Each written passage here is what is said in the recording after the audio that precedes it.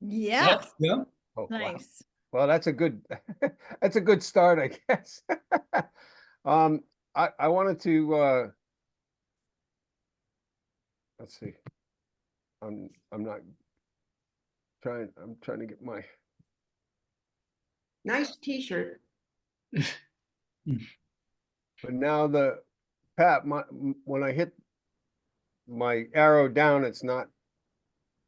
Yeah, I can see so you can leave your arrow somewhere on your screen where you can see it and No, then no, not my cursor, my arrow. Oh, there it is.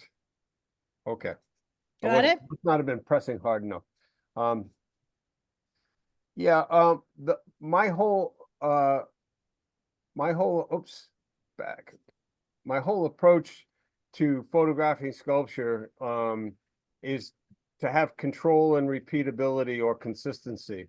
Um, I worked for 11 years as a photographer and editor for Fine Home Building magazine, and I feel like my exterior shots for sculpture like grew out of the architectural photography, and one of the things that we had to do with the magazine is photograph objects. Somebody be doing a review of drills or something, so we needed to take a whole bunch of shots, consistent shots of drills or whatever it is, or a pile of screws. So we came, a friend of mine from the West Coast helped me come up with a system for doing a simple studio for doing interior stuff, which I will get to there. I basically put all this as text out so that will be able to to read it as well as listen to me talk about it. But one of the things that I think is to use good equipment, know how to use it, be comfortable with it, and then be able to copy it every time. The my go-to camera is a Canon 5D. I like Canon, Nikon, any of those really good cameras, good top of the line cameras are, it's like Lincoln and Cadillac. I mean, they're all very good, and it's what you're used to using, and they all work basically the same way.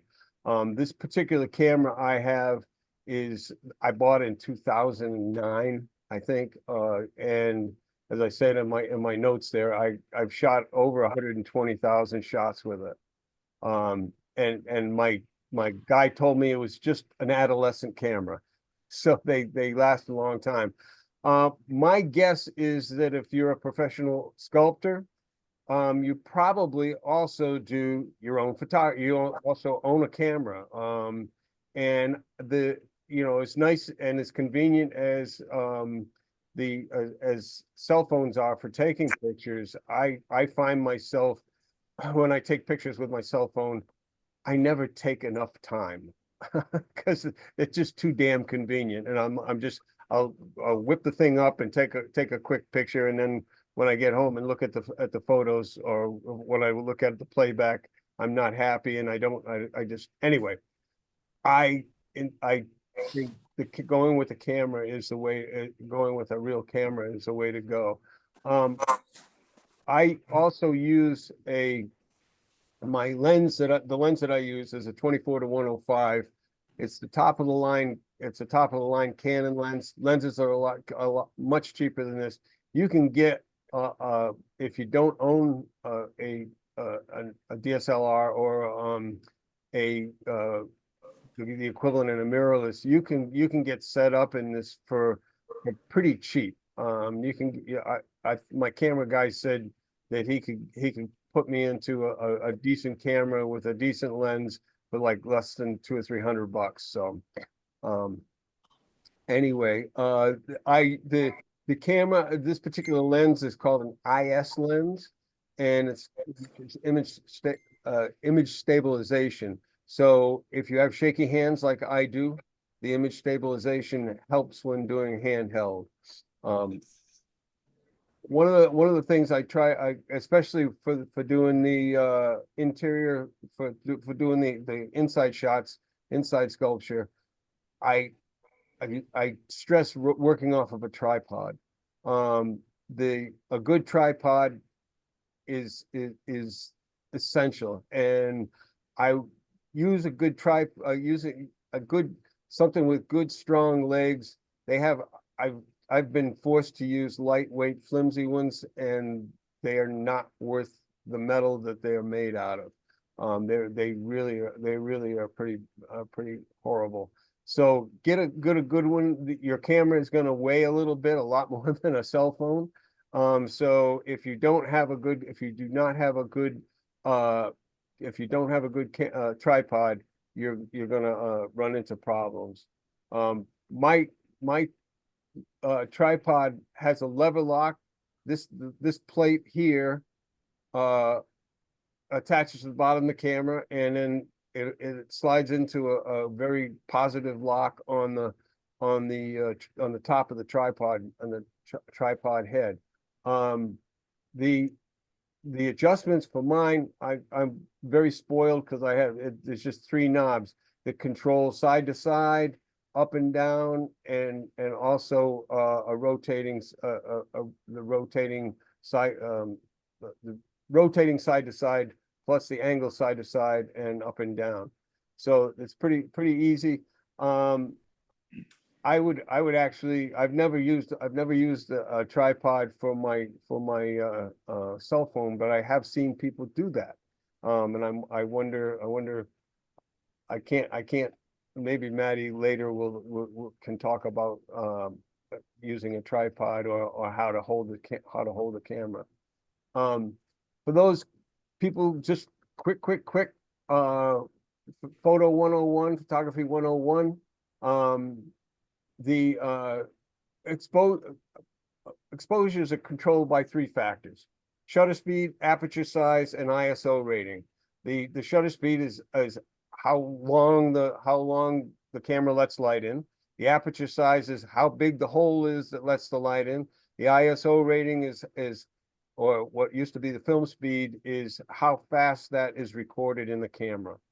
The shutter speed, the slower the shutter speed is, the deeper the depth of field. So if you're trying to create a really large depth of field, you use a smaller, you use a, well, that, I'm sorry, let me back up. The aperture size controls the depth of field, the F number. The larger the number is, the smaller the hole is. So, but the larger the larger the hole is, the shallower the depth of field. So if you wanted to blur out the background, you could use like the larger hole, which is a smaller number, very confusing, and you can blur out the background. The ISO, most of the, in fact, all digital cameras now have an ISO rating. The lower the ISO rating, the clearer the photo.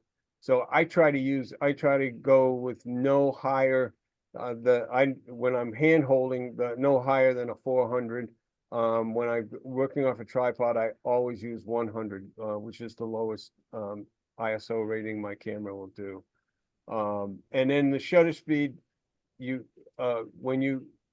you've got a tiny f-stop, tiny hole, you're going to have to keep the camera, the shutter open longer to let in the same amount of light to create the same exposure, or you're going to have to increase the ISO rating. So it's like balancing these three things, but the camera is smarter than we are, so it can figure all this stuff out, and it lets you know on its controls. I got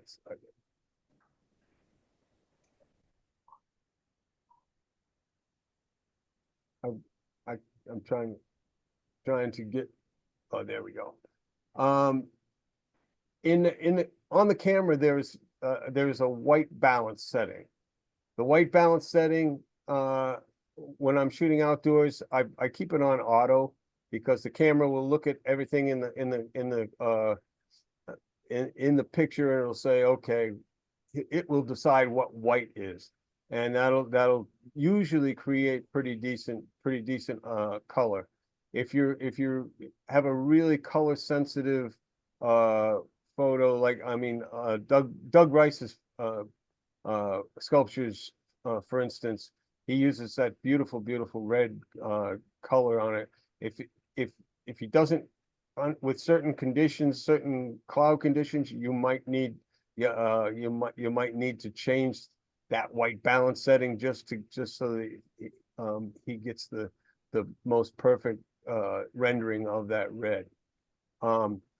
I like to keep my lens as close to 50 millimeters as possible, with, adjusted to that.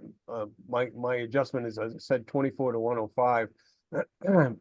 At 50 millimeters, there is, it minimizes the amount of, it under 50, it starts to distort. It becomes wide angle. Above 50, it becomes telephoto. So I try to work with, I try to work at around 50 millimeters as much as possible. When I'm working off a tripod, I set the mode of the camera, which they all have these, they all have manual mode, aperture priority mode, shutter speed priority mode, or fully automatic. And I usually use the manual mode or aperture priority mode. If I'm using with aperture priority, I set the aperture at f11, which is it'll give me pretty good depth of field. And I also try to, as I said before, try to set the ISO at 100. In manual mode, I bracket my shot. I can bracket my shot using shutter speed. That's a term that I have not introduced yet, bracketing. Bracketing is giving you a choice of exposures. When you set up your camera, if it says that the hero shot, or what the camera is calling the perfect exposure, is like if it is 125 on the shutter speed, then I'll go 180 and then go down to 100, and basically shoot 3 exposures. Because when you get back and you're looking at them and culling them and editing them later, a lot of times the one stop over or one stop under will be a better exposure for you to work with. If I'm I started talking about this before, about problematic backgrounds and blurring out the background. If I come across this a lot, where where my background, the background of the sculpture is really not something I want to include, or I want to minimize it. You set the aperture at its maximum, the maximum size, not the maximum number. And then I set up as close to the sculpture as possible without distorting the image. And then that will let, when you focus on the sculpture, it will keep the sculpture in focus, and it will throw the background out of focus. I always use a shutter cable release or camera remote when I'm working off a tripod. You don't want to be touching the top of the camera and making it jiggle when you're taking that picture.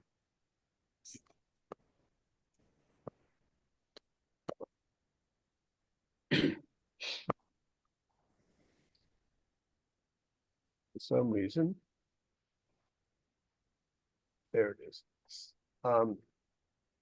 If and when I shoot handheld, I keep the camera on autofocus. The autofocus and the image stabilization work hand in hand, and both of those are controlled. The control is actually on the side of the lens. And I put the camera in a shutter speed priority, because I know I can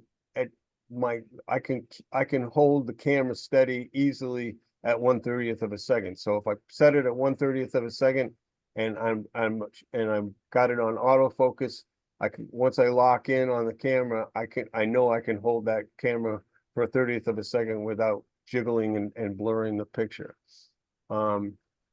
Once I have that all set, I adjust the ISO until I get a corresponding aperture of f11 or higher. My camera has an auto ISO, which I use sometimes. It just gives me one less thing to think about, and it usually will give me a really good shot. One thing I tell people to do, because I've shot with cameras a lot more than I've shot with my cell phone, I am not super comfortable holding the camera, looking at the view on the back of the camera and trying to and then trying to hit the the button to take the picture. So I tell people with the camera, I can hold it against my head and to help stabilize the camera when I'm doing handheld. And that way I actually have my finger on the shutter release, and what I do have a little bit of natural shake, and I also have a little bit of natural lean. My old art director at the magazine, when I bring back handheld photos, he told me I was a half a bubble off, which was an interesting take on my photography and my personality. But so anyway, if you're taking the picture handheld, hold your breath, click, and then you do your bracket, do a bracket.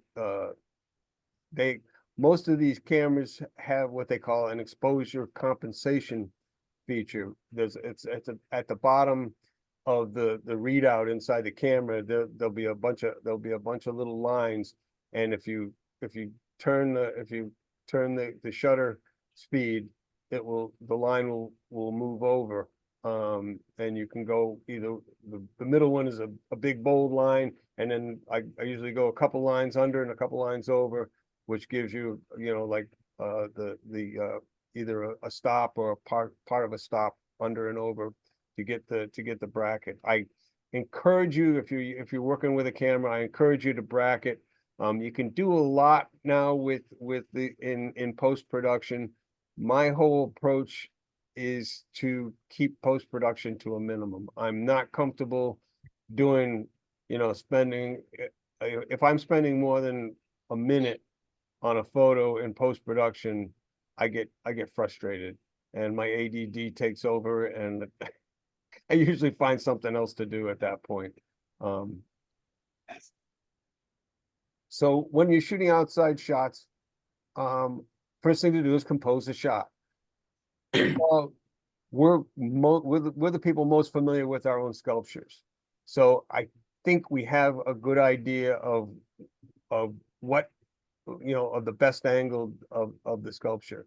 You might not know until you actually take the picture, but anyway, once you've established that best angle, set up either with on your tripod or or handheld. Keep the camera level. If you're working off a tripod, it's really easy. A lot of the cameras, most of the cameras now have a built-in level. So when you're looking at it, it'll tell you if the camera is perfectly level, front to back and side to side. You want to try to keep the surface of the outer surface of the lens plumb with the ground. So you want to keep that surface. So if the camera and lenses in general are pretty dumb, and they're not nearly as good as the human eye. When we look down, we don't get parallax. The sides don't come in. If we look up, they don't bend up, but they do on a camera. So you have, if you can keep the camera lens, exactly square or plumb and level, it will take care of all that parallax, and then again will give you less that you'll have to do in post-production. Focusing the camera. Again, I said when I'm handheld, you can use you can lock the focus in. Most cameras now, if you aim, it'll have a point in the lens when you aim at at a specific place and partially partially push the shutter release down, it'll lock the focus. Then you can compose the shot to take a picture. If you're working off a tripod, do it manually. And then what I do, I try to lock the focus on either the closest or the most important part of the sculpture. Again, you guys are the people that have made these pieces, so you know what you would like to emphasize. And again, when you're shooting outdoors, don't forget the bracket. A lot of times you can't be choosy.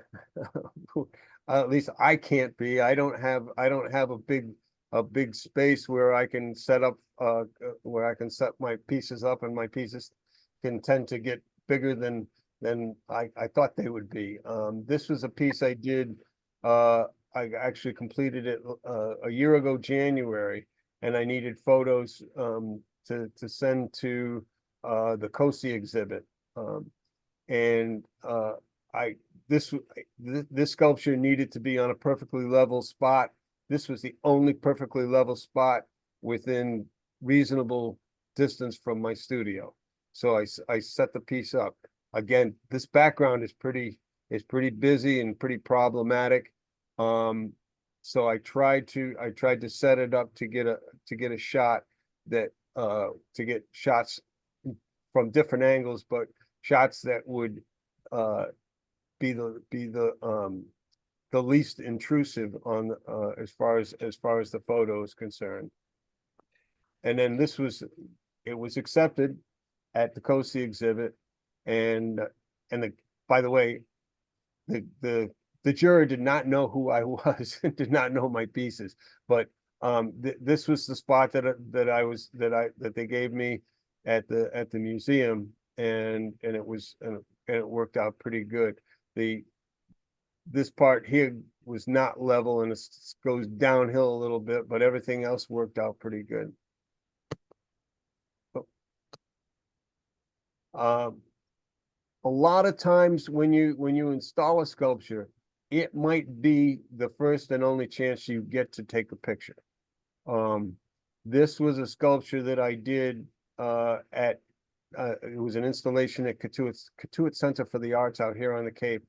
And I put it in. I didn't know when I'd be able to get back, so I ended up taking a whole pile of shots. And again, this had a building right in back of it. It was a little bit problematic because of these diagonals on these big doors that they have. But this was the shot I wanted to get.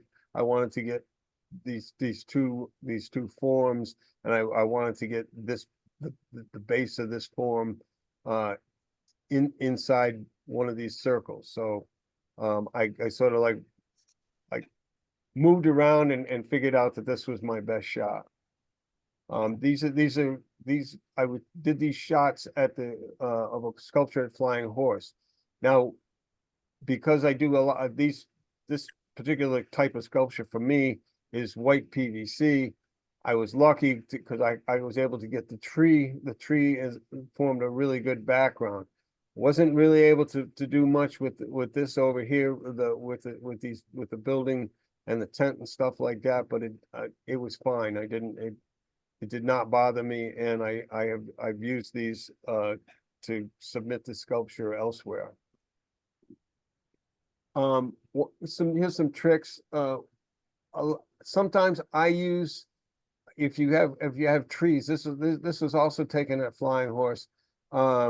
You can frame the sculpture with the trees. What I do is I either walk or zoom or position myself so that the side of the image is located within the trunk of the tree, and it creates a natural frame.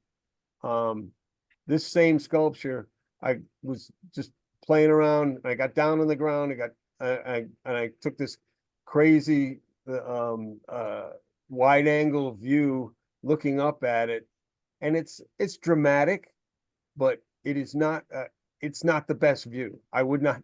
I was happy that I took it, and I was happy that to have this shot, but it's not something that I would submit if I was entering this sculpture.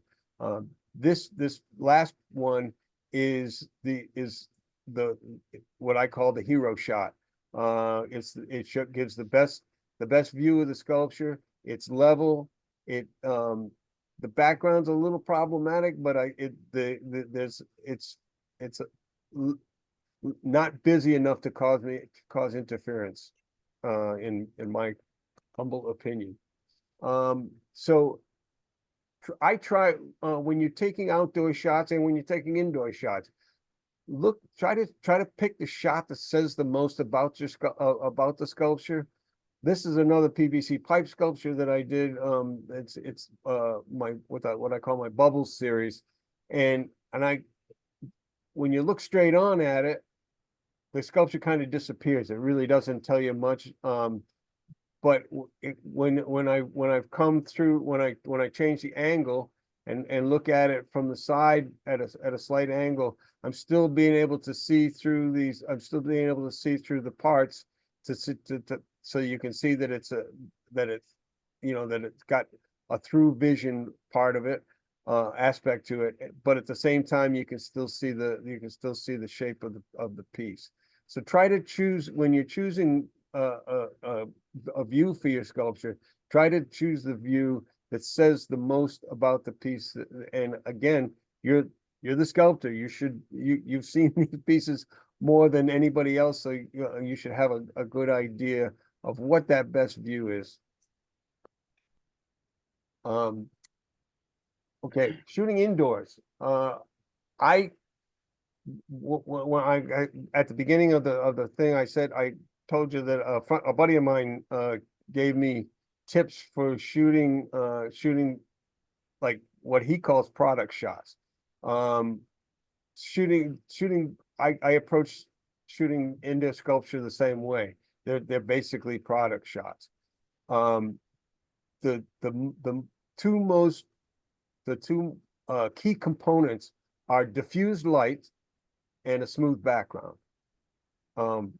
You can, for the diffused light part, I use a light diffuser, which is basically a softbox, that I light from above. If you light it from above, the light from the diffuser wraps around it wraps around the sculpture and softens it.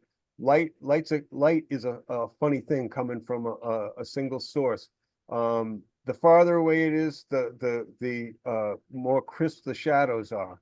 So if you have a diffused light that's up close, it will soften the shadows and will wrap around the sculpture or whatever you're taking pictures of. To get that background, that's smooth, the smooth transition from the horizontal to the vertical part of the background, to get that transition, I use what they call seamless. Seamless is just a fancy word for a roll of cloth or a roll of paper that you use.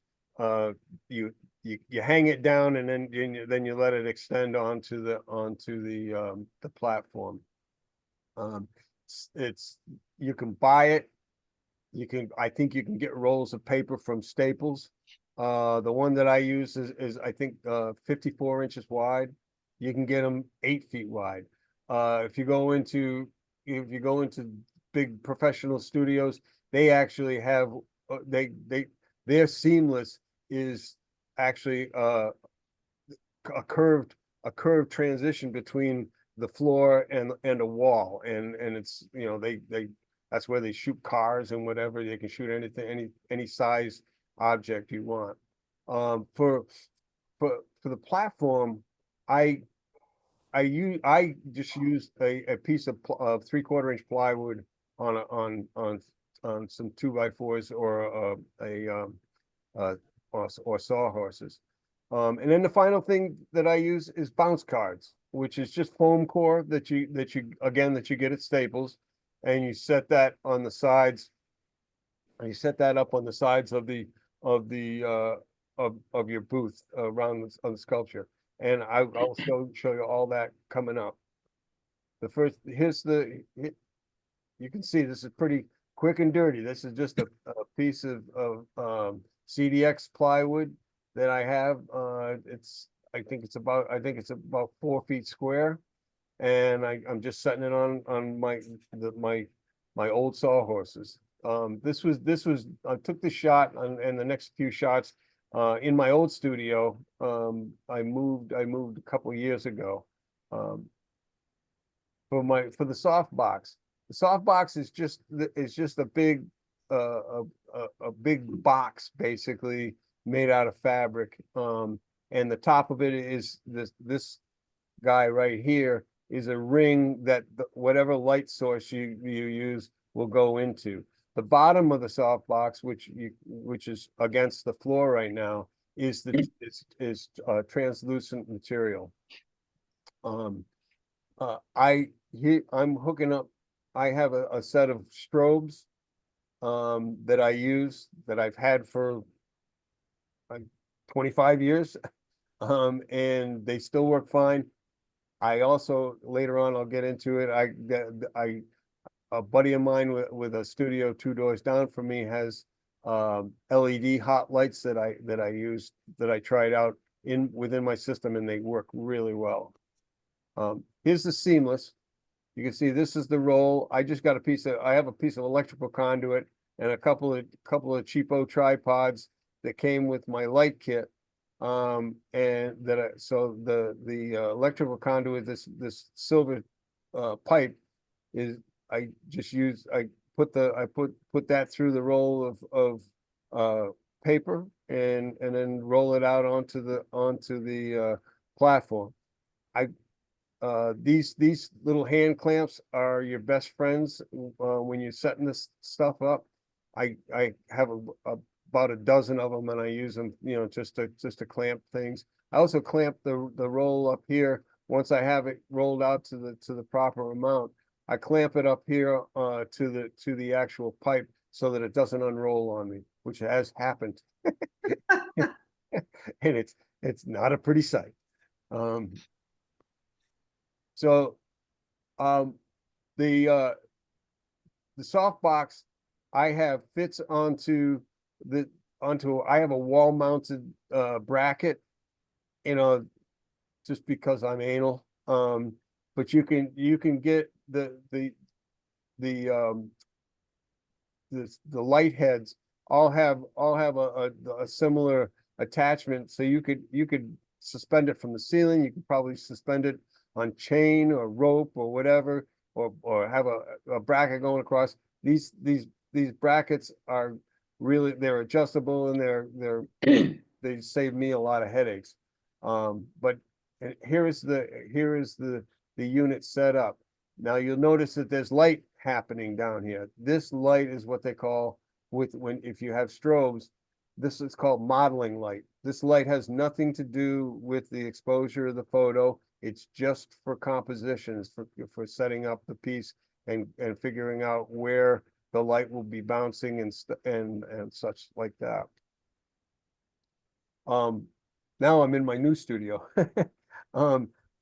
This is this exact same setup at my new place, and what I do on the sides is set up foam core. Again, I just have a cheap tripod here, and I clamp the foam core to it. And this foam core will bounce. They act as bounce cards. They bounce the light from the strobe around. They enhance the wrapping of the light.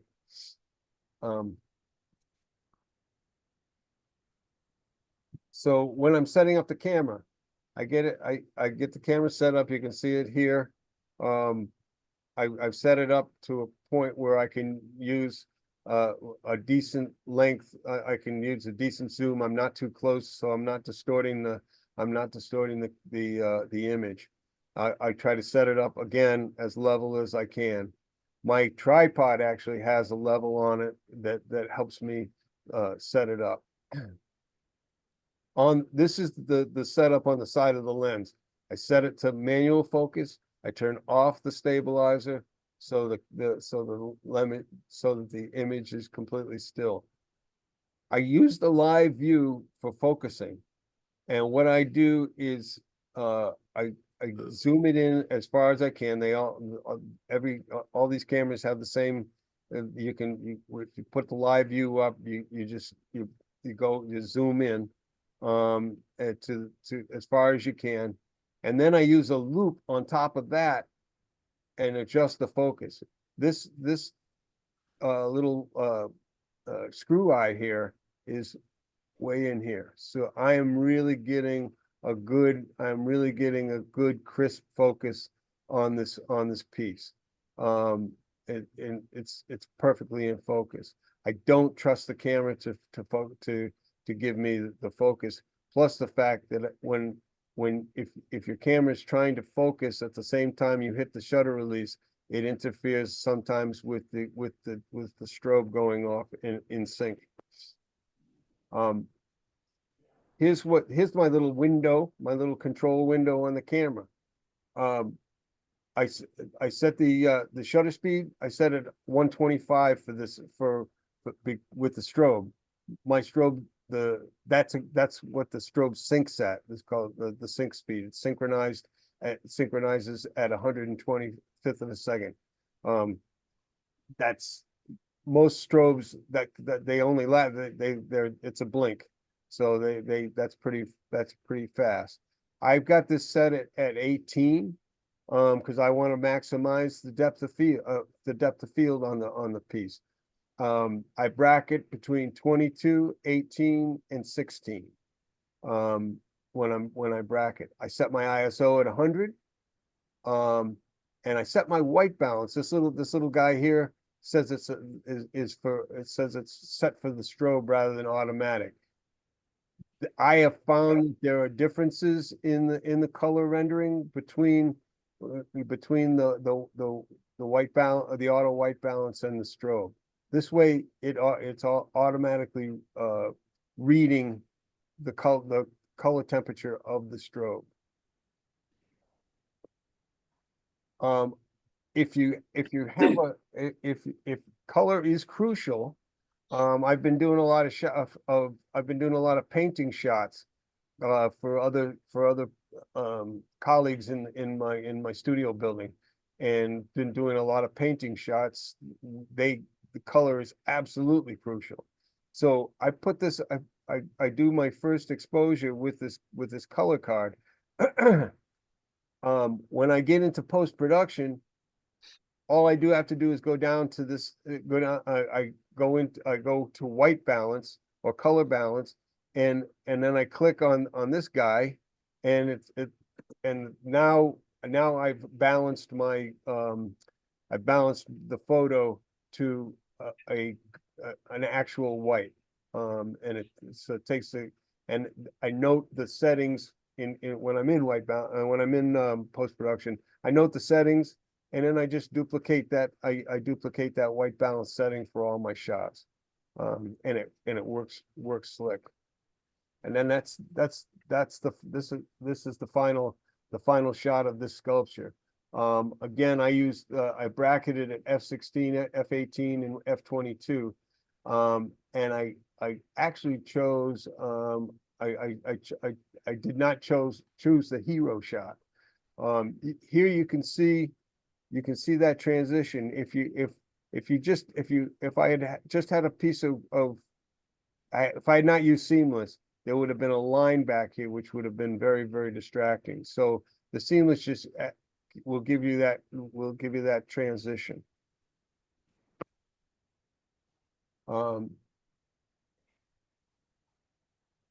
I say this is a little trick. If once you get the system set up, I keep my little studio set up in my shop, and I use it all the time. Whether I've got people coming in and they say, oh, can you take a picture of this painting? Or if I finish a small sculpture, I want to get it a shot. It's all set up and ready to go. I know that it'll work. And which gives me that repeatability and consistency. And so what I, you know, once I have it set up, when I'm taking a shot like that sculpture that I showed you before, once it's set up, I can, and I've gone through the process of the focus. I can, if I'm careful, I can rotate that sculpture and not have to change the focus on it. It will stay in focus. If I maintain the exact distance from the camera. I said here, I can typically shoot multiple views of the same sculpture in under 5 minutes, which is pretty, I think that's pretty cool. Sometimes it's a lot faster than that. The whole thing is setting up and getting ready and making sure you're ready. In post-production, because I've had control of all the elements that I in taking the picture, I always shoot in JPEGs. I know a lot of people shoot RAW and they think, oh, RAW, I can do anything too. Well, great. If you want to spend all that time messing with your photos. I don't.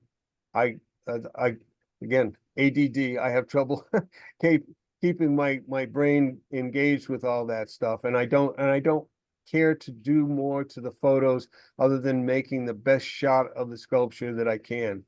The things that I do adjust, I have a light EQ. I use a system called ACDC for processing my photos. It has a light EQ thing that I can make minor exposure adjustments. If the color correction, like I told you before, if I go to the white balance and can adjust that. If I want to crop, I can. Hopefully I've kept things, I've kept the shot where I want it, as far as the size of it. Sometimes in order to get the right shot, I have to shoot it bigger, and it'll pick up like things like the corners of the studio setup where the cards meet, and then I crop in so that to hide those. But I also try to maintain the original. It'll in the post-production, it'll ask you if you want to maintain the original constraints of the shot. And I try to do that as well for consistency, or I use square. I try not to use photo repair. I always kick myself in the butt when I have to use photo repair. But dust and dirt can get on on your cell phone, it'll say your lens is dirty. You can take a better picture than this. I get a little note from my phone telling me to clean my lens. But a lot of times you can get dirt or dust spots on the actual sensor of a camera, and those, if you're getting them, you can get rid of those with photo repair. I also, when I do these shots, I save my original, and then after I've adjusted the shot, I just, when it says save as, I just add an A to the photo extension, and that gives me that helps me in the future if I want to go back and re-edit the photo or whatever. And I try to keep my filing system as simple as I can so that I can get away from scratching my head 3 months from now when I'm looking for that photo of the sculpture with the hanging brick and I can't find it. I told you I was going to get into alternative lighting. This is a system that my buddy Taylor Fox has, that he uses for his in his portrait classes. And it's a continuous light, or what they call a hot light. And the light is on all the time, And this is the light, unlike the strobe, this is the light that you use to actually take the photo. So what I did, it's an LED light. I kept it, I set the light up, it went on this, it went up into the same bracket. It clicked into the same bracket as the strobe. So I was lucky in that regard. With the camera setting, I'm not having to handhold, so I can go for a longer exposure time. Keep my ISO at 100, and I with that shutter speed, I reduced I reduced the f-stop to f14, which is still great to give you a pretty good depth of field. It's not maximum, but it gives you depth of field. And then I put the camera on automatic white balance. This is the only light that the camera is seeing, so the camera can make a pretty good guess as to what the white balance is. And then that's the shot I took with using his lighting, which is pretty damn close to what I took with the strobe. So it really shows, it really does a good job. I used that color card, same color card I used with the strobe to calibrate the white balance, the color, and it came out very, very close to, it was a little bit, the hot light was a little warmer than the strobe was a little warmer than the LED, but it was pretty damn close. So here you can see, now this is the top of this, the top of the sculpture is what's closest to the light source. So that's going to be the brightest, which is okay. It gives it sort of accentuates that. And also creates a really nice shadow, a darkened area on the inside here. But you can see instead of a sharp light, a sharp line where the light comes down on the side of this circle, it wraps around, the light wraps around, and then at this point I'm getting light bouncing off of this lower piece, and it's causing this little white spot up here, which is fine with me, but I'm just illustrating that you get this beautiful wrap of light around the sculpture when it's set up with a light box from above, or a diffused lighting source from above. It really makes a difference.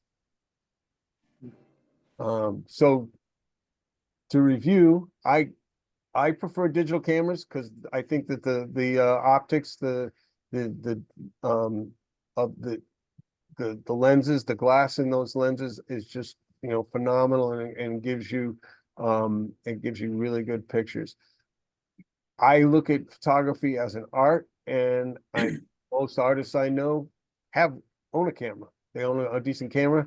And as I said before, if not, they're pretty affordable, and they're fun. I enjoy the hell out of taking pictures. And one of the things I did with my first really good camera, it was a film camera, Canon A1, back in like 1980. I read the manual from cover to cover, and it talked about all the things that I've talked about here with the light, with how the camera takes a picture. These cameras can do so much, and as I said, they're so much fun. Use it, practice with it. As I said, I've taken probably that same camera, because it's been a couple of years since I had the camera guy look at how many pictures I'd taken. I've probably over 150,000 now with that camera. And the more you shoot, the better you get. If you take a dozen shots of your sculpture and you use one, you come out with one that's really, really good, you've succeeded. It's okay to, especially in this day and age of digital cameras, just shoot the crap out of everything, and and then look at it afterwards, and you can tell, you can see if you know what you've adjusted, know what you've changed, you can see the changes in the picture and say, oh, well, that worked, or that didn't work, or I should try that again, or whatever. I, you know, I recommend setting up a photo booth. It's there.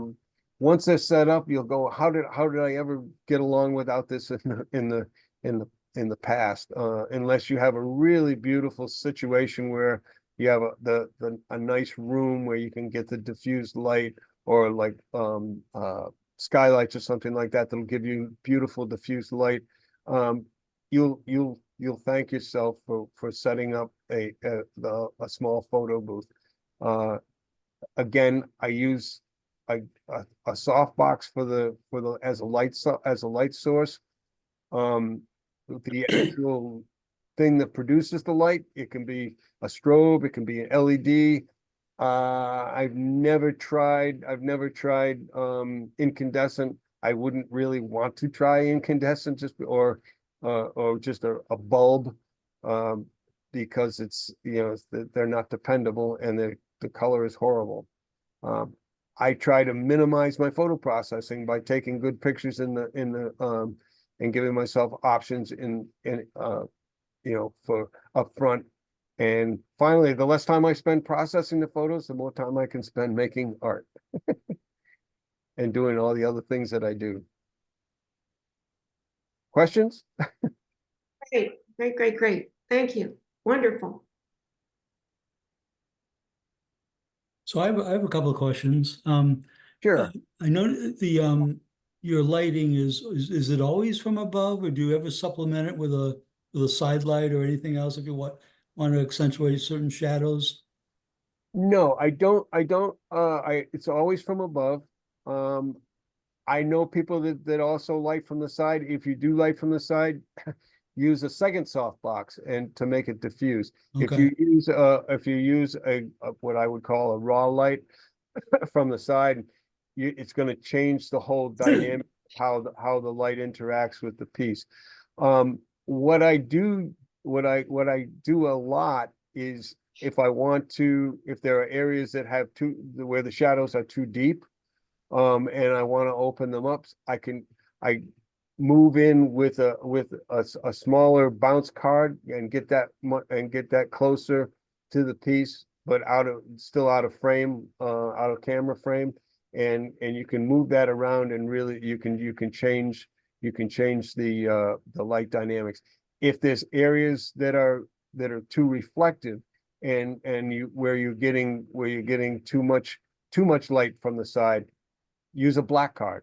I have a bunch of black foam core as well, and I'll set up a black card, and it sucks the light, rather than reflecting it. It sucks the light away from the piece rather than reflecting it. Did that answer? Yeah, thank you. The other question I had is, what kind of paper do you use for the rolls, and where do you get it? I get the paper that I got, those rolls I got from B&H Photo. Forget how much Okay. they are. But there's B&H Autorama is another photo company, a photo supply company. B&H is in New York. I think they might be both in New York. But you know, they're good. I think you can get different size, you can get different width rolls. That's for sure. But you can also get different, you know, you can order, you know, 100 yards, or you know, or you can order 2 yards, you know, and so Right. you can get it in different size rolls. And I have a question. okay. My pieces have a high gloss from ceramic glaze, and I'm always struggling with how do I minimize that glare? The glare is coming again with the crisper your light source, the harder the glare. Sometimes it's hard to get rid of an actual reflection off of the you know, off of the piece itself.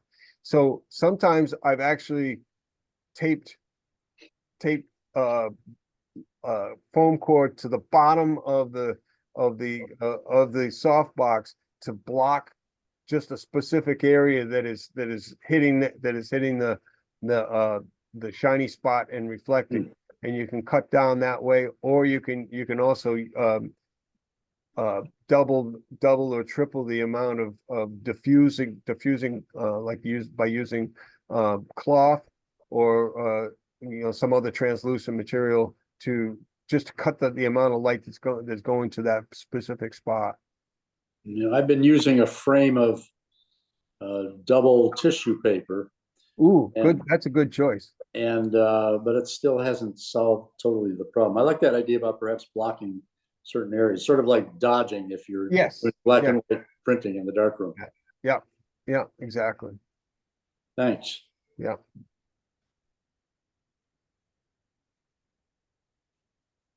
We ready for Maddie? Sure. That was wonderful. So- Thanks. Let me get rid of this if I can. Whoop.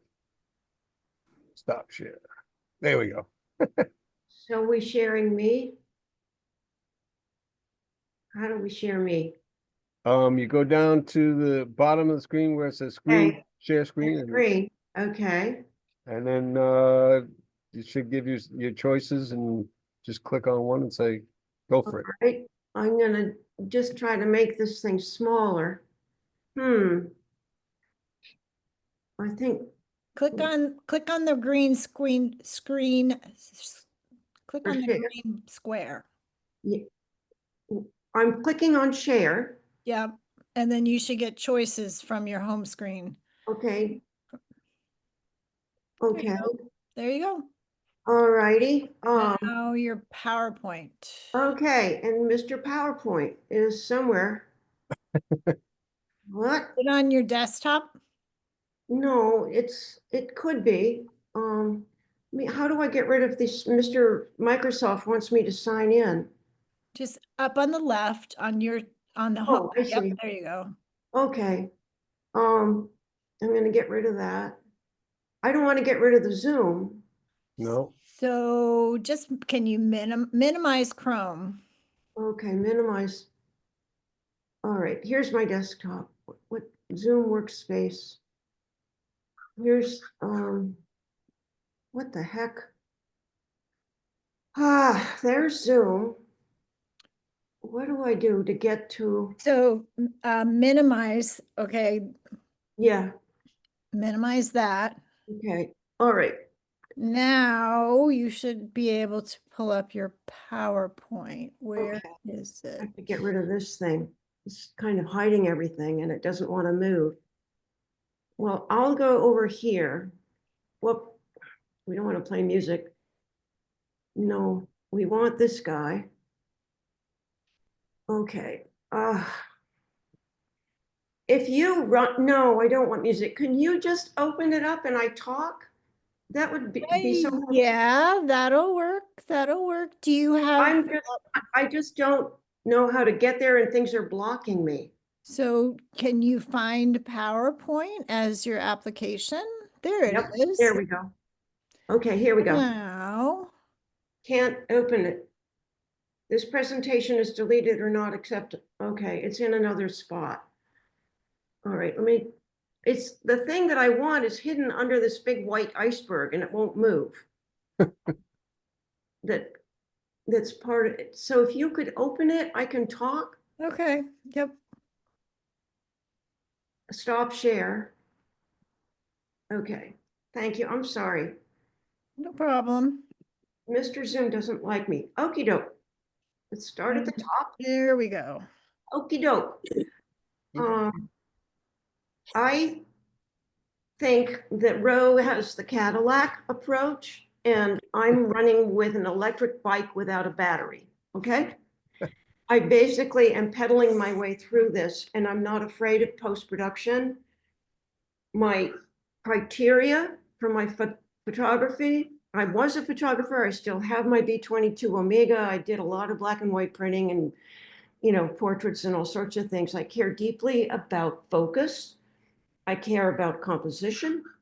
I care about distribution of light and shadow, and all of the components of composition to tell what I believe is what I see in my sculpture is what the person looking at my image will also see. They will see what my truth is in my work.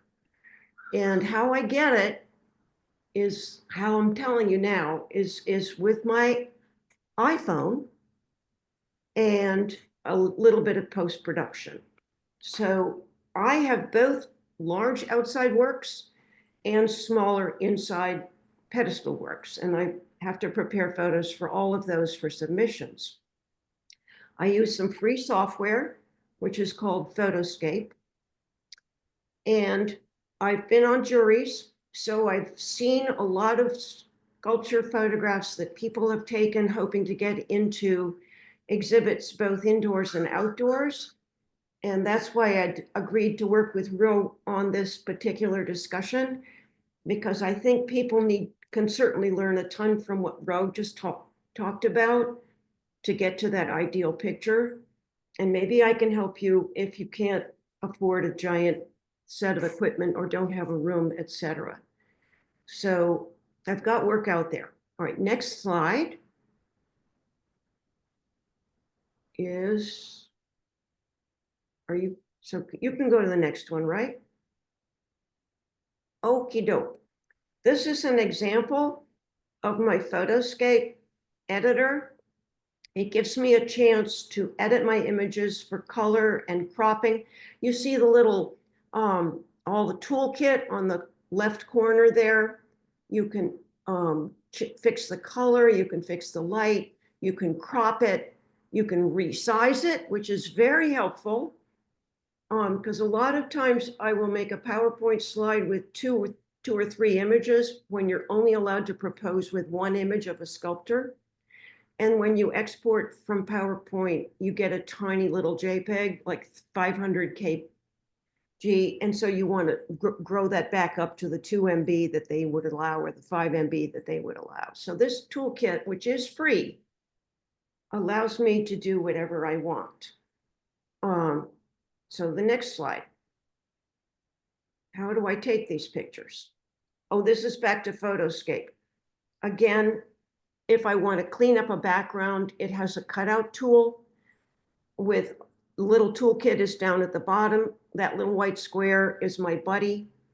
At the top corner, it gives me an eraser and a brush.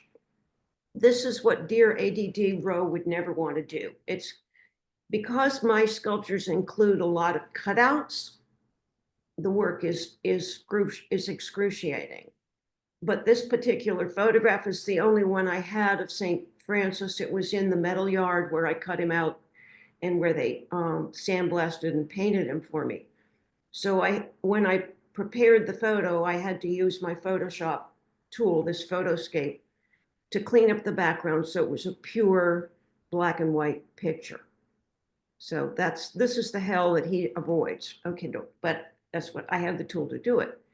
Here is an example of a small work, and I'm lucky. I have a glassed-in porch with giant windows on 3 sides facing east, with north and west windows, and east biggest long length of windows.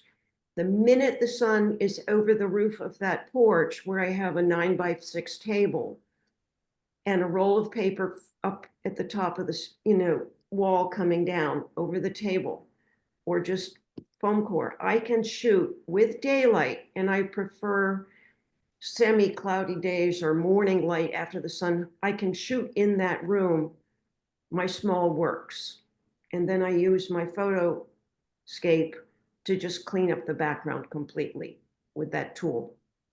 And excuse me, you said Photoscape is free? Yes. You can download it. They will upsell you to the pro version by masking some of the tools that you think you need. But believe me, you don't need those tools. You work very hard to take a good image and you use it to clean up the background or get the color accurate. The things that Ro can do with all of his kit up front, But if you take a good image, however you do it, and I do it with sunlight in a porch on a table, then I can clean it up. So I am using Photoscape to show you what I see. When I look at this piece of work, my heart on a bunch of metal plates that I found in a dump, I cut the heart out of a crumpled thing, but the base was just a found piece. Now I'm showing you what I see when I made it. Okie doke, next one. So outside for my big things, I have a big wall in my garage with an overhang where I have a big metal, an iron pipe hanging from loops.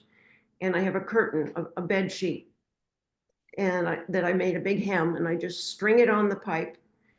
And when the sun is in a proper place, so there's not too much glare, or it's a cloudy day, I get lucky. So once again, I am not in control of daylight. Daylight is something that happens, and I have to stalk it. I can't control it with an overhead light. So I'm a stalker for light. I have to wait till the conditions are good. And then I go out with my piece, wheel it up put up the curtain, wheel up the piece, and photograph. And when I photograph, I'm with my phone, and my trick, a lot of what Ro gave you, all that good advice, is I put my phone all the way up to my eye so that the image that the phone takes is the image that my eye sees.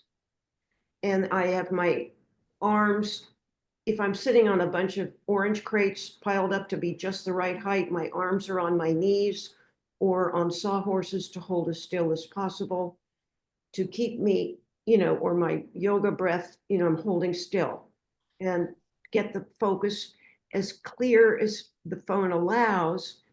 And the phone takes pretty good depth of field and pretty clear focus. And you'll see what I did with the Photoscape with these two images further down. And there's my cat for scale. Anyway, she likes her picture taken. Okay, so go to the next one. So here's an example of a piece I call Core, who's going off to the National Sculpture Society prize show in South Carolina. He's in his crate and on a truck. And when I sold that image to those people, I took it outside, and there's a tear in the sheet behind him and gaps and metal pipes holding the sheet still in the wind and dirt on the sheet from the rust of things that have happened there. I can eliminate that whole sheet with Photoscape, and I can adjust the lighting to be the way I see it, true to the colors of the piece. And so that's that one. Okie doke, next one. What have we got? Again, I have to stalk my large pieces. I have enough property to put them in places where I can display them for images. I live near some conservation land. I have gardens. I have privacy. To the far left, though, there is Icarus, completely no background. For proposal, he was on a poster for a Concord Art Group's show with that image with the white background wiped out. But to show outdoor art opportunities, I wait for the sun to strike it just so. I mean, that coffee looked good, but when I looked out the window, put the coffee down, get the phone and run outside and hold still. Get it? I'm stalking light. I'm stalking the image. I'm driving to the store to get some toilet paper, and I see the sculpture from behind looking perfect in the leaves. I jump out of the car, turn the car off and park it and take the picture. So I have to stalk it. I'm not in control. I'm in control of being aware of time of day and also deadlines, making sure I have the images I want for the deadlines for any kind of proposal. Okie doke. And so this is an example of if you're proposing to a sculpture opportunity where they allow only one image of your work, I find that very frustrating because a sculpture by definition is something you could walk around 3D. You would enjoy at least a front and a back, as in this piece, which isn't so charming from side to side. She's a real front and back piece, but she's interesting close up in detail and from the whole profile. So what I do is I clean up my images, then I pull them into a PowerPoint slide, lay it out, put some text on it if things they want to know about it, and save it, export it as a JPEG, but it gets crunched down to like 500 kg. And then I use my Photoscape to pop it back up to 2 MB or 5 MB or whatever the size limit is for the submission. This is a good trick for anyone who has good images of multiple views, and yet you want to submit to a gallery that only allows you one image. Nobody's rejected that. I send this in to somebody and they're grateful for it. It works most of the time. Okay, next one. This is just called a lively discussion. Again, it was on my porch with the paper rolling down the table, and I cleaned out the background. And it's a two-sided sculpture where the bathtub scrap, the enamel scrap with the hole where the fixture went through is the mouth of the guy talking. But the other side of him is the dirty side of the bathtub. And I sort of like both sides of this piece, which is currently at the Cantor Gallery at Holy Cross in a group show. And it's the esprit de corps of our meeting and our workshop today is to have a lively discussion to solve the problem of getting the best possible images of your work into proposal state. And I just want to start looking at pictures people have submitted so that when they view this video of our meeting, we can kind of apply some criteria, much of which Ro has brought up. But I think of these 4 things as the most important things you want to accomplish in your images, that you really manage focus. If you have jittery hands, you get the tripod. You get the proper distance with the camera, the proper f-stop for depth of field. Or if you're me, you build up little armatures to put your body on so that you hold still when you're holding your phone. Focus, focus, focus. There's nothing worse than an out of focus picture. If the jury blows up your image and sees big blurs, they're not going to pay attention to you because you didn't take enough care with your image. The background. What is the background? Rose showed you how you can clean it up, or when you're outside, do the best you can with things you have no control over. Composition, framing your image so that it isn't lost in a wasteland, so that they can see all the important parts. Include the shadows that you want, because that's the way people will see it when they put it in their home or in their driveway or wherever they're going to put it. Get the composition. So light, composition, focus, and background. These are all the things you want to have under control to convince a jury to see what you see in your work, the best composition that you love the most when you look at your work, and well lit and in focus. So let's take a look at the work people have submitted, and we can start with the big folder that Pat put together with everybody in it.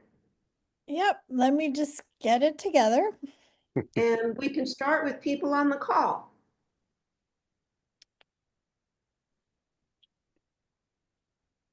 Any other questions about handheld iPhones and Photoscape while we get this going? I mean, I do have options with a giant window porch that is like a 1-room light box, and I have a garage with a facade on a side that allows daylight sheltered with trees so that when there are clouds, there are no glares and no highlights. I have ways to jury rig my home and property that makes what I do possible.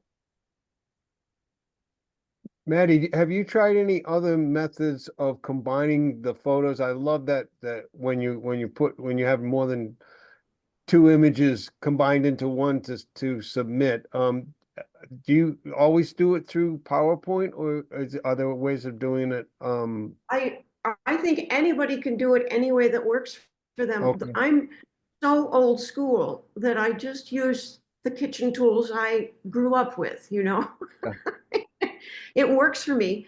And, you know, if you're not willing to buy the Microsoft tools, you come up with your own setup. But I recommend finding your way to make slides with multiple versions of your piece when there's only one image allowed for the proposal. You're right. It's such a good idea. But you know, I purchased the Microsoft Toolkit because that's the one I grew up with for 75 bucks a year. I'm happy. I'm not happy with Google Docs. I'm not happy with their stuff. So Hey, I think I've got it here. There we go. love you. Thank you. There we go. So Who is this? this is one of Al's photos. All right. Can we blow it up to see the focus? I don't know. I don't know. Sorry. Okay. It, There's a Zoom button. focus looks soft to me. Especially I can't use my cursor, but the focus looks soft. And in the down near the lower part of the sculpture. It was shot from directly behind. You can tell by directly behind the photographer, by the way the shadows fall. This would have been fine. I've never used a black seamless or a dark colored seamless, but it would have been interesting to see how that worked if there was no line in the back. Yeah, I think you're saying that lighting from above would have been a better choice, or a new option. And this is not a seamless, this is a piece of velvet in the table and black in the background, which I think it should be. I think Al could use a new seamless that's one thing. It could be Or he could clear out that whole thing with post-production. yeah, if the piece of velvet was big enough that it would work It'd be fine. the whole thing, Yeah. right? And the other thing that I have a little bit of a problem with is that it's not level. You know, that Mhm. having it tilting makes it feel like it's going to slide toward me. So it's a beautiful piece. There's some good detail. It's nicely framed, but I would love a little more. I think you'll learn some of. Al, talk to us. Did you learn things today to help you with this? Unmute yourself. Where is he? Yeah, I don't have diffuse lighting yet. Okay. Yeah, but you learned a lot today that you would put in. Yep. Yeah. Yep. So I think this has been a good day for you. Yeah. I mean, I use black backgrounds because most of my pieces are white marble. Yeah. Yep. But I think what Al talked about, what Ro talked about as seamless might be useful. Whatever it is that's coming down should be the same thing that's horizontal. Yeah. Okay. One thing I would suggest, Al, is the seamless that I use isn't white. It's like a light gray, or I do have a beige seamless that I may have that might have been in some of those. But if you get like a neutral gray seamless, it can work. Might work really well with with your white base. Yeah. I mean, one of the issues I usually use a small table. So for the seamless to be the background and below the piece, it doesn't work without wrinkles. All right, you're going to get 2 sawhorses and a piece of plywood and a couple hooks on the ceiling, and you're going to be up and running, or some tripods that are kind of clumsy but work for this. I mean, there's so many good tips on, if you can't leave it sitting up in the corner of the library, you at least can pop it up and down quickly, put it all away. You know, Roe's able to keep his up, Yeah. but I think that I'd love to see the pictures you take after you kind of upgrade your technique. Yep. Definitely. Great. All right. Who's next? So unfortunately, I have to do this one by one. Yeah. Apologize. And I think the next thing that I have is, let's see. Oh, my thing is backwards. I have another one by Al. If you want to do that one, or I have, Sure. okay. And Al can tell us what he's going to do. All right, Al, talk when we see your picture. I'm very sorry that this is, okay, maybe this will work better. Okay. Okay. Do you think maybe the shadow under the chin is a little dark, or is that dark on the piece itself? And how's our focus? Good job, Pat. I think, what do you say, Al?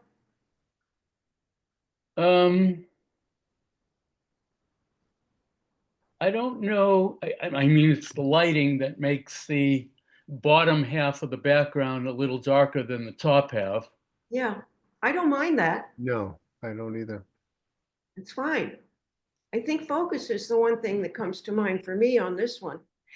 And hopefully you have other images of it so we can see, you know, sideways, or a couple other images so that you'd have the opportunity to propose it with multiple views. Yep. Good. Possibly. Al, are you using your phone or you do have a camera that you're using? No, I have a Nikon D90. Hmm. I usually put it on automatic though, Ro. I usually don't do manual adjusting. Feel the force. Um,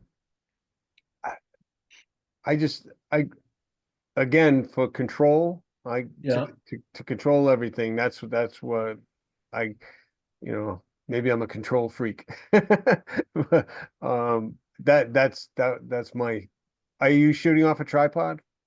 No, Hmm. handheld. Mm-hmm. Well, because you attended today, we'll give you a discount on the next tripod that you buy. I think I have one more by Al, if you want to do that. Sure. I'm having trouble seeing the top of that because of a kind of glare. How's our focus on this one? It's not so good. Again, I think, I don't know if what I'm doing is helping you. yeah, it is. I think Yeah. basically, Al, you've got all the advice that you need, a little bit of tripod and, you know, maybe try a different color seamless, see what happens Okay. if you use like a gray, just, Yep. and, is this top lit, or are you lighting from above, or what are you doing? Or Straight on. straight or on? from- All A right. little from the sides. I have Yeah. two lights, one on each side, Yeah, but mostly, I mean, it's not on the side, it's kind of like at an angle. yeah. It's kind of blinding. I really want to get a really good feeling for that beautiful circle and the Yeah. stone. And it's kind of whiting out on me because of the lighting. Anyway, Yeah. good luck. Thank you for sharing your work and your images. And Thank you. Definitely. So David, I think, is here or was here before. David, Is he? Dave- This is a David. twofer. There's one in the background and in the front. What do you say, David? So there are two Davids here, so it's not David mine. Diamond, I apologize. Okay, so we don't have him on the call. Okay. He's on my screen, but he's Okay. muted at the moment. Okay. Is he attending the Zoom? Yeah, yes, he is. I do know that, yeah, he's muted at the moment and, Come he on. may, David may prefer not to speak. I'm not sure. Okay. This one would totally benefit from from just having a controlled background and I mean, the first thing that Maddie picked up on was we were getting a twofer. There's a sculpture in the background. This I Maddie was saying to present the piece in the best possible way to let people see what the piece is all about, and I don't think that this photo is doing that for this piece. If it was set on a lighter colored seamless, it would open up the shadows quite a bit.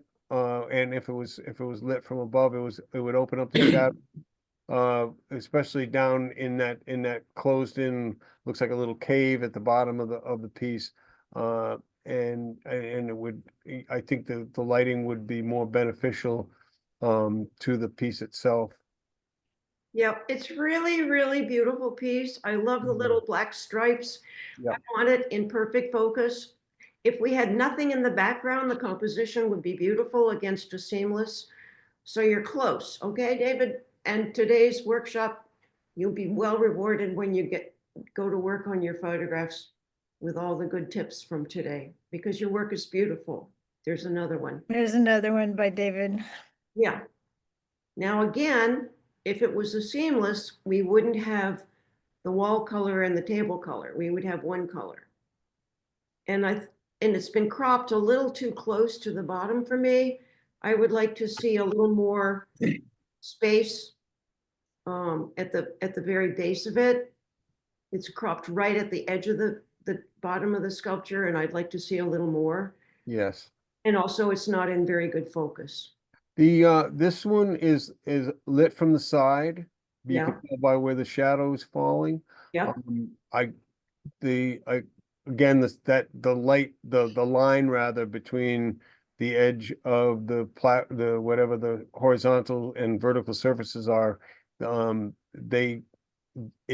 that's off-putting for me, but the seamless. How many times can I say seamless? It's something, I mean, you can use, Maddie, you use pieces of canvas and pieces of cloth, that's perfect. Yeah. If you have them, the paper gives you less wrinkles. Right. No, I have paper inside and just, a king size sheet on my garage outside. Yeah. Right. Exactly. So, I mean, it works perfect. Yeah, because I'm gonna do post-production, and a beautiful seamless, you won't have to do the post-production. You Yeah. can skip that part. Is it, If- question, Control the lighting and the placement and everything like you do, Ro, you don't have to do the post-production. It's quick question. sure. Is it ever beneficial to put the piece on the floor if the seamless comes in front of the piece? So, I don't think you want to lie down to take your picture, do you? Because remember, that camera has to be completely, I mean, you'll be on your belly photographing it, right. but you can always try. Oh, it depends. I mean, are you talking about a tall piece, Alan? No, Oh, something like this piece. it's more the distance it is from the light, from your light source. Uh-huh. I mean, if you had the piece on the floor, you'd have to have your light source down pretty close to it. If you have it far away, it's not gonna really help help matters any. You just have to, at that point, you're adjusting the photos, and it also really, it evens out the background. if a lot of times, and one of the things I did not show in mine, if you have your light source closer to the object, and you rotate the softbox up, you can actually show a differential.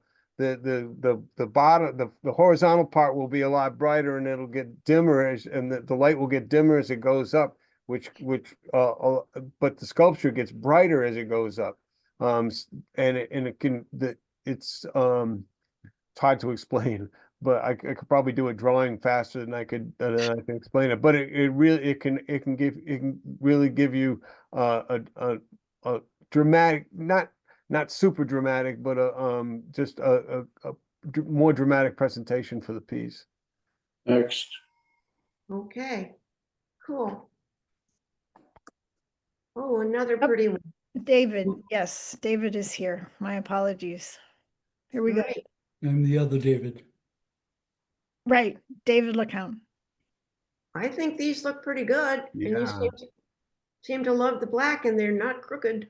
Is it in focus? Pretty good. Yeah, looks pretty Good. decent.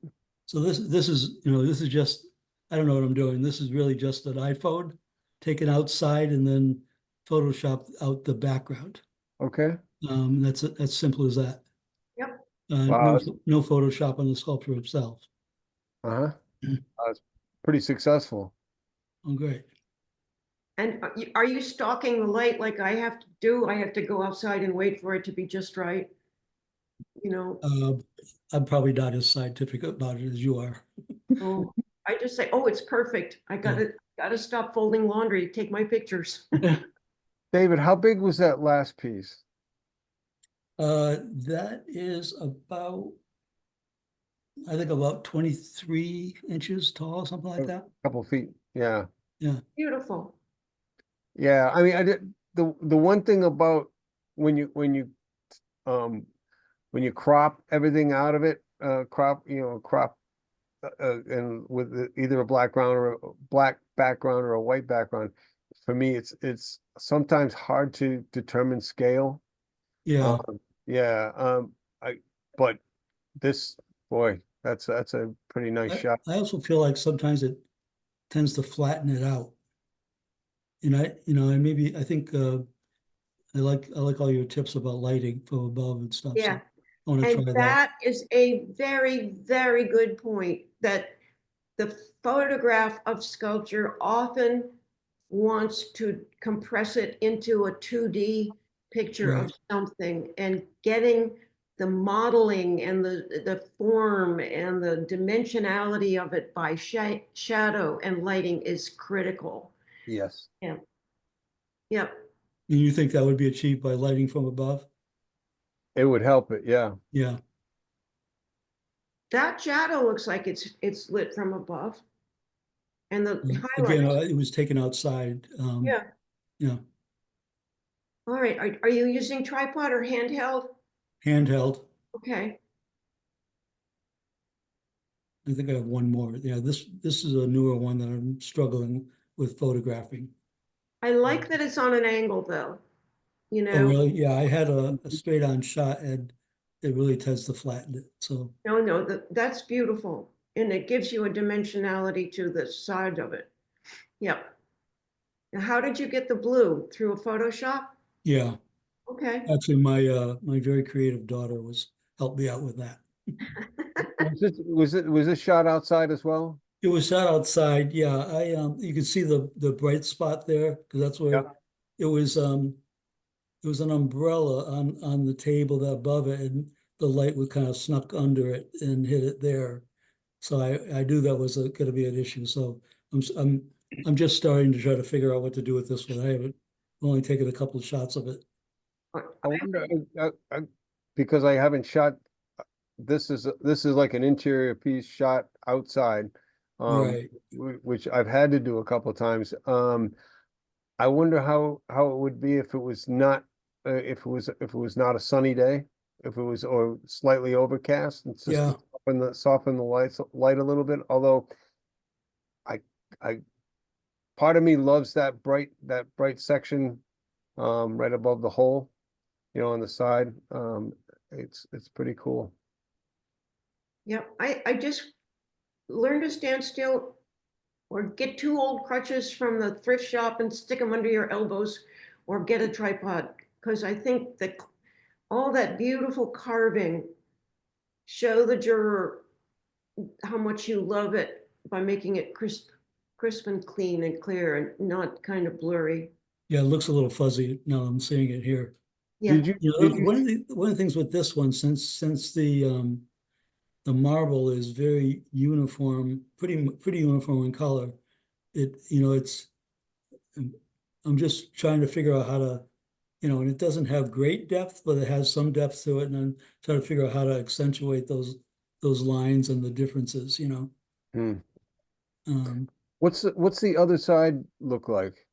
If you angled it like basically 90 degrees from where it is, so you can still see something through that hole in the bottom, but you're seeing the other side more.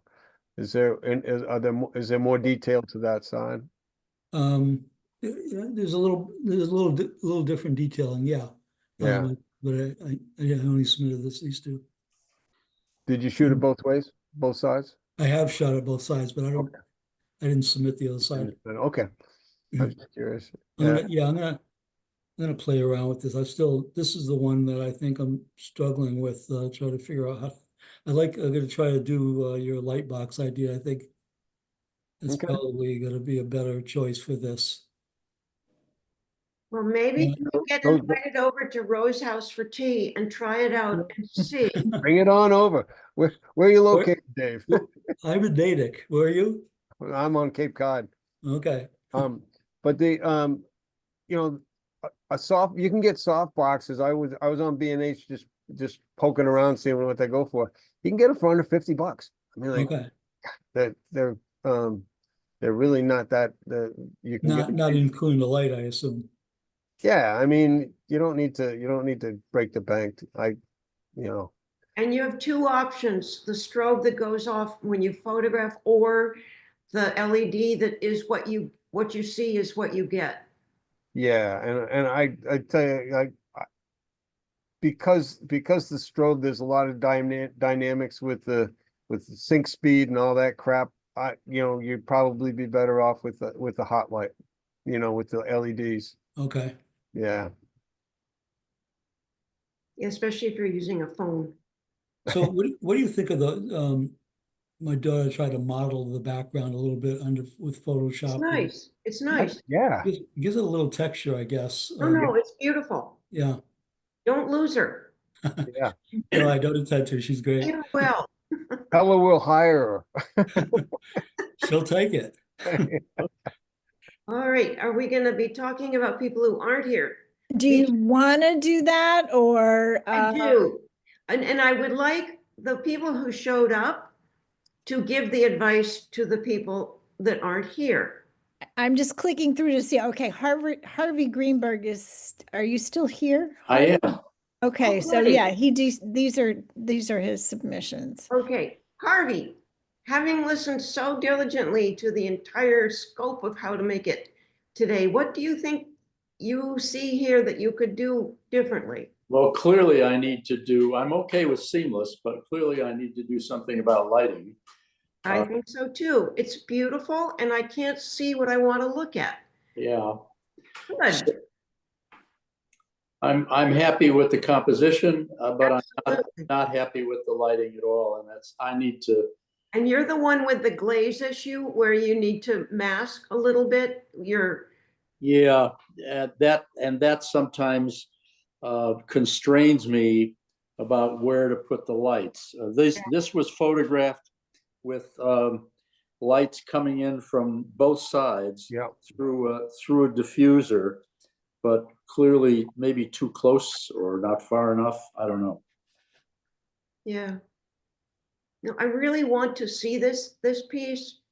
And I put it in my photoscape tool, trying to open it up, trying to get rid of the dark shadow, trying to see all those grapes or those wonderful purple beads, bubbles, whatever.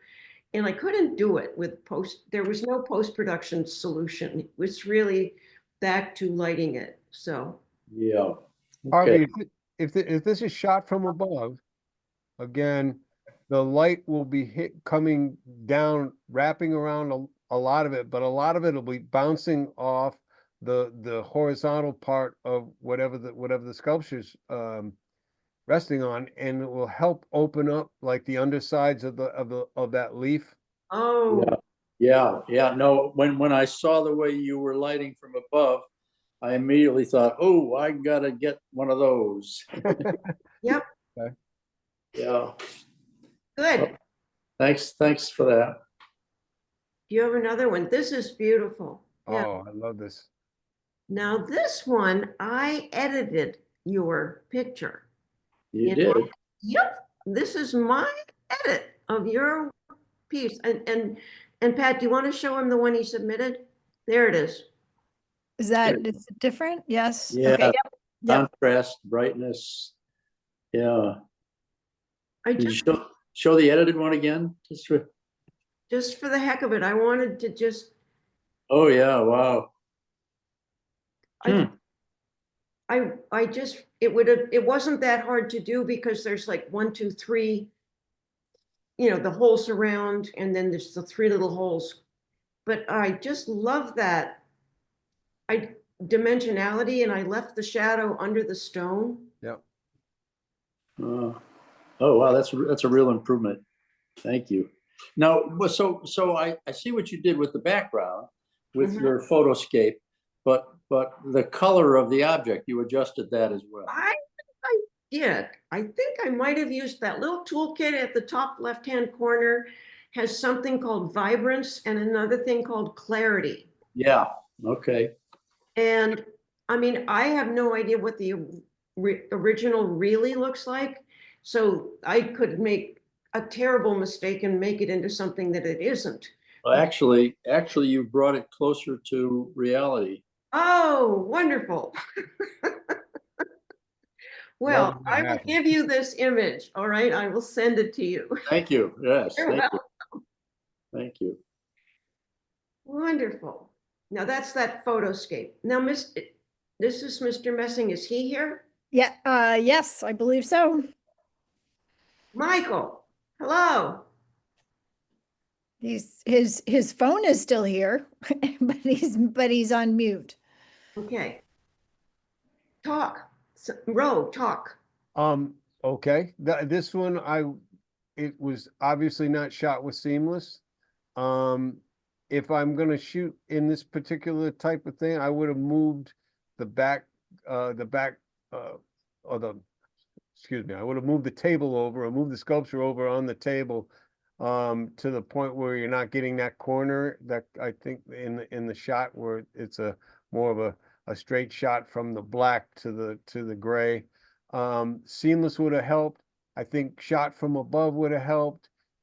This one was shot in a corner, and so that the light is very problematic. The front of the stone, if it had been shot from above, or if it lighted from above, I think the light would have wrapped around and just softened those shadows and opened them up quite a bit more, and as well as the shadows and the figures themselves.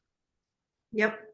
I think we don't get to see what Michael sees, that the photograph is reducing what he's made to something that's hard to see. And I want the photograph to tell me everything he sees, because all these characters were made very carefully, have lots of, details, and it's hard to see those details. And there's the subject matter of the black table, rock, and the wall with a corner, too many things to see that aren't the sculpture. Mhm. So Yeah. good old seamless and lighting. Again, similar advice. Yeah, And then also my level business. I don't like it when I feel like something's going to slide off. yeah, I talked about that in mine, Maddie, and I'm glad you underscored that whole issue, because it really makes a difference. Yeah. It's like shooting a building if you've got, if you're half a bubble off like Roe is, and having to correct it you know, if you can correct it in Photoshop, but it just, you should get used to shooting things more on a more Oh, level, I'm sorry. basis. Okay, I don't know I don't know why that happened. I'm sorry. don't be. We're having a good time. Yeah, and Have we covered everybody in the meeting? I believe so. Well, people who submitted and who, if they come to watch the video, I would like to go to Doug Rice's big red one. I had one more. This is Harvey. I had one Oh, more. Harvey. I'd love to get the critique on. Okay, good. One more, Harvey. What did I miss it? Yeah.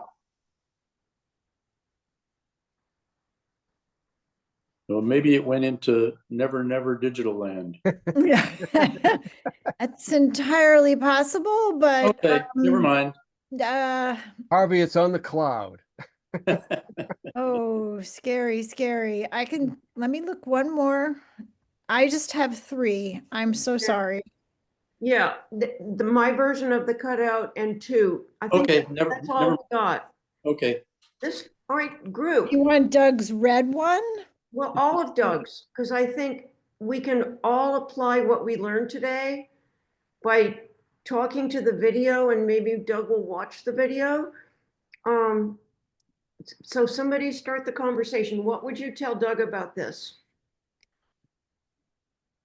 I don't like the background because it's the water and the sky are too close in value to the at least the vertical pieces of this sculpture. You know what's in focus? The grass in the foreground. The Yes. rest of it is completely out of focus. Yep. And what is the subject of this image? What is he selling us? Landscape, a tree, some ocean property? It's the sculpture itself is not the subject of the image. And I'm missing half the sculpture, the horizontal. Exactly. Yeah. Yeah. Yeah. So I'm hoping he'll watch our video and get some good advice from everybody, because it's a beautiful piece and a very swell Connecticut location. But he's already been accepted to a show, and this is his image of, look what I did. It's not going to help him get this piece into the next show. I wonder if this piece would have benefited from a sunnier day. You know, like Maddie, you know, you talk about stalking the sunlight. Exactly. This is a very dramatic. It's a very dramatic overcast sky. If I wonder if what it would have looked like with the sun shining on it. Closer up, bring a ladder, stand on the ladder, and get it silver and green to the best of his ability. Amen. Okay, next. Another Doug, and this is his use of red makes great. When they want a colorful sculpture, they always take a Doug. Whatever, you know, please give us something bright. He's in every one of those shows. However, his photographs look like, I've got a new camera. Let me see how it works. Yeah, snapshotty. Yeah, this is, and talking about flat, how a sculpture is dimensional and, you know, full of layers and drama. It's as if the color has wiped out all the ingenuity of his joins. His joins are his ingenuity. That's he plays with cardboard and plywood and joins things, which create shadows. And his choice of this photograph and the next red one. Let's look at the next red one. There. That's the same sculpture, but it's so much better because So you much can better. see so much difference in the piece. The other one was so flat. Yeah, this All is the red base parts just blended together. Here you can really get an idea of of the three-dimensionality of the piece, because of the lighting and because of the angle of the sun. And But yeah, I would have taken it on a cloudy day yep, just to see, it's like fighting with your eyes to look at it. And I would like it to kind of have a little less contrast and kind of show you all of the little partitions and joins and things. He has created a very tough assignment for himself to photograph his own work. And this one is 90% there with the composition, with the cropping, with this one color background. So much better than that one with the ocean and the tree, and the only thing in focus was grass. So one of the, this is, oh, go ahead. no, go ahead. I was gonna say, one of the things I wanted to point out, this was taken much more in the middle of the day. Yeah.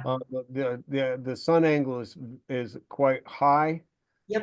You can see by the angle of the shadow, and the other one was taken, looked like it was taken almost at sunset. So you have it probably, for the human eye, it probably was like, ooh, this is cool, but the camera did not record it really nicely.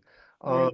I agree, Maddie. I would have loved to have tried taking the photos of this at the on a cloudy day with no with no direct sunlight. Yeah. I think this piece would have benefited from it. I also would have changed the angle slightly, because the place where it does sort of flatten out and blend together is the very top of the sculpture. Yeah. And Yeah. it's hard to see it that's the very top of the sculpture that way. Yeah. It flattens out. Yeah. Wouldn't sometimes it only takes moving 4 or 5 inches to one side and to reset, to reshoot the picture. Yep.